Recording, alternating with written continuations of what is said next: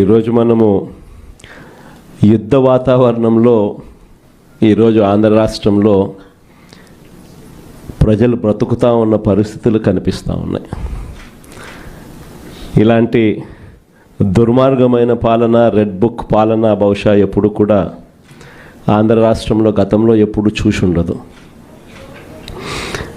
అలాంటి పరిస్థితుల మధ్య ప్రజాస్వామ్యాన్ని ఖూనీ చేయడం అంత సులువు కాదు. ప్రజల్లో వ్యతిరేకతను గొంతు పట్టుకొని నలపడం అంత సులభం కాదు. ఇచ్చిన మాటను, మేనిఫెస్టోలో చెప్పిన మాటలను నిలబెట్టుకోకపోతే నీ తోలు తీస్తాం అని చెప్పగలిగిన సత్తా వైఎస్ఆర్సీపీకి ప్రతి గ్రామం నుంచి ఆ కార్యకర్త లేస్తాడు అని చెప్పి చాటి చెప్పాం. మీ తెగువకు మరొక్కసారి సెల్యూట్ చేస్తూ